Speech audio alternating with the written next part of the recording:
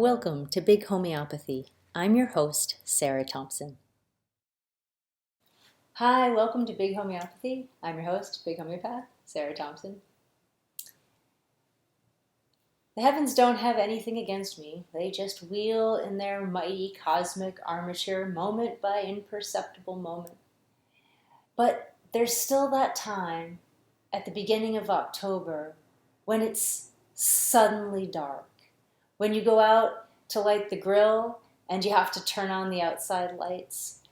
When the sun is in your eyes on the way home and down by the time you get to the driveway. And you have to get out the extra blankets.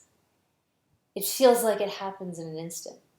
When I scheduled my talk for 7:30 p.m. on October 3rd, it was still early September and the golden earth had not yet closed the gate.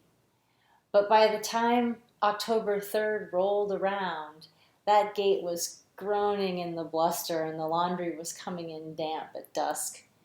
So I was really glad, an hour and a half before my talk when I headed over to the venue, that there was heat.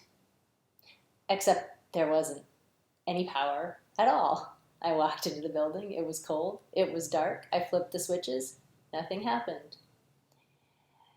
Now, I've talked to you before about how much of my life I missed because of anxiety, because of just destroying the present with morbid fantasies about the future.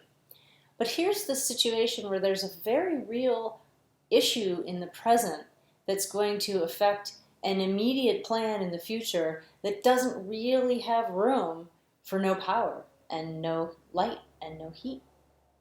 But I was totally calm. I wasn't calm even in the sense of the lights will come back on. I was calm in the sense of this is exactly how things are supposed to be right now. I'm just going to keep putting one foot in front of the other and everything's going to be fine.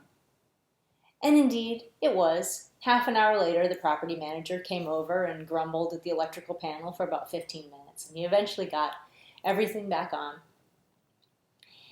But then, at 7:27, there was no one there. And again, I was completely calm. Maybe no one would show up. It was indeed cold and dark. And I just sat in attunement and I thought, I'm just the middleman. There's a divine channel coming in. I'm the conduit.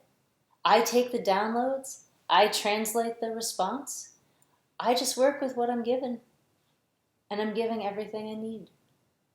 And so I didn't panic. I was fine. And by 7:29, I had 5 guests. And they were interested and engaged and supportive. And I got to tell my story out loud for the first time. Later that night, I was a little keyed up and I was having trouble getting to sleep. And I thought, I have to get to sleep. I have things to do tomorrow. I have to get a good night's sleep. And then I thought, what if I didn't have stuff I had to do tomorrow? What if I didn't have to get a good night's sleep? Would that change what happened in this moment? What if there was no past to inform a future that hadn't happened in my mind? What if it was just now? And suddenly it was. There I was in my warm bed, my husband breathing softly beside me, my kids sleeping that sound and secure sleep of this extraordinary corner of space and time that they have the privilege of growing up in. The night was dark and quiet as the distant waves and the calling owl. Discomfort passed through me. Pleasure passed through me. I was just now.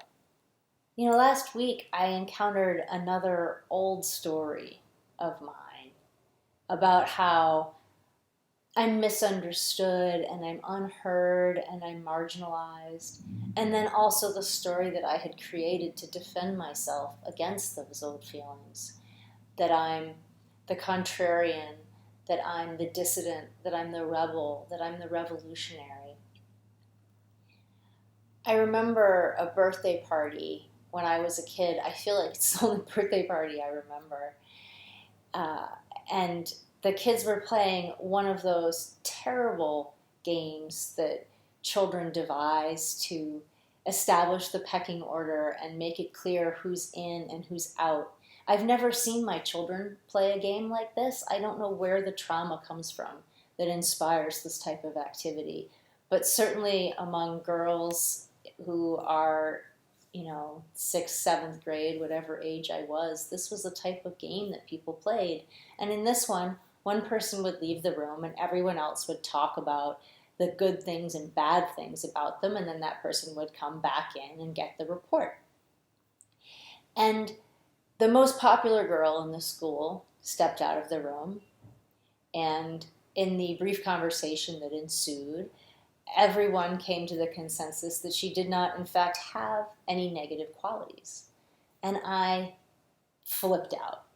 I could not handle this fawning obeisance. I could not accept an amen corner. I could not accept an echo chamber.